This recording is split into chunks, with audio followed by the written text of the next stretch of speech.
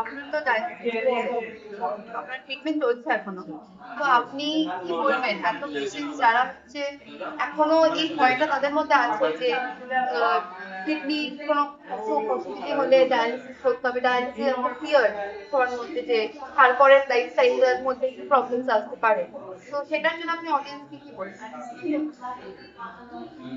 Dialysis শুরুর দিকে হয়তো ডিফিকাল্ট হয়, কিন্তু কিছুদিন গেলে পরে আস্তে আস্তে অভ্যস্ত হয়ে যাই আমরা।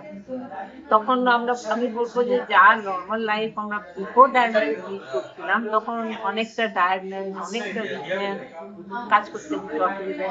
একটা কথা মাঝখানে বলি, আমি একজন অ্যাথলিট ছিলাম, I feel I am still an athlete. কিন্তু একটা টাইমে দেখলাম লোকেরা হেঁটে হেঁটে আমাকে পার করে চলে যাচ্ছে, খুব খারাপ লাগছে। ডায়ালিসিসটা যখন শুরু হলো আমি আমার এনার্জিটা ফেরত পেলাম।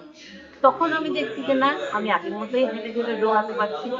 তো ডায়ালিসিস আপনি কি বলতে চান অডিয়েন্সকে, ডায়ালিসিস আর্লি ডায়ালিসিস করা কি নাকি কিডনি ট্রান্সপ্লান্টেশনের কথা ভাবা উচিত বা সেটার দিকে আমাদের যাওয়া উচিত? দুটো আলাদা ব্যাপার নয়। যখন কিডনির রোগ ডিটেক্টেড হয়, যখন স্টেজ 5 ক্রনিক কিডনি ডিজিজ হয় বা ডায়ালিসিসের প্রয়োজন হয়, এমন রোগীর সংখ্যা খুব কমই থাকেন তারা একেবারে মেন্টালি বা সব দিক থেকে প্রিপেয়ার থাকেন জিনিসটা করার জন্য।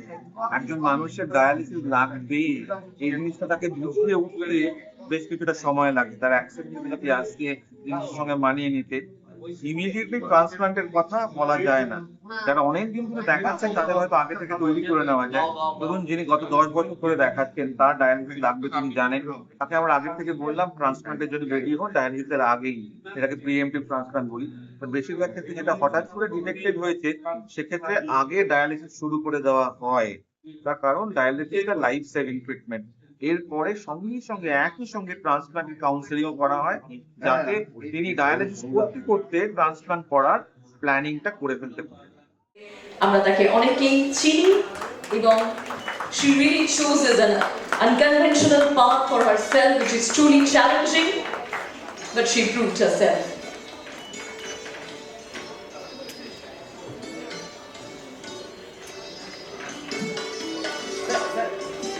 Majumdar and Dr. Utpal Sengupta for inviting me as a chief guest for this program.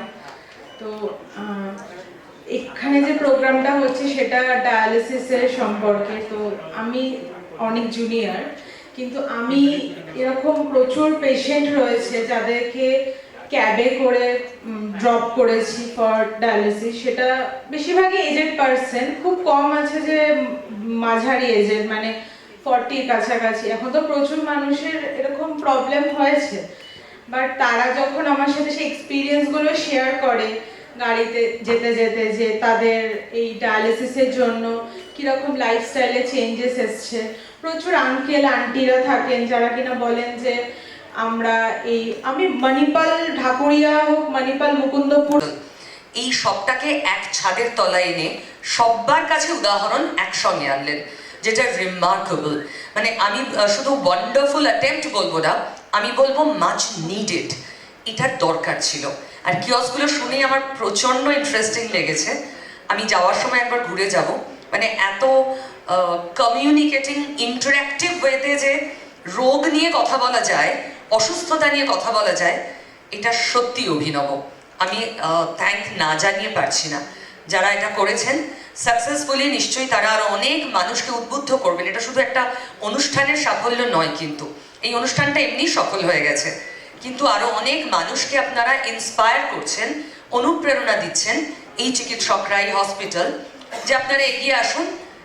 Dialysis আদৌ ভয়ের জিনিস নয়। অনেকে বাড়িতে করেন, এরকম অনেক পরিচিত আছেন যারা নিজেরা বাড়িতে করেন। ডক্টর সেনগুপ্ত শুরুতেই যেটা বলছিলেন, এগুলো খুব না জল ভাত বিষয়, একদম দ্য রাইট টার্ম ইজ জল ভাত, এতটাই ইজি।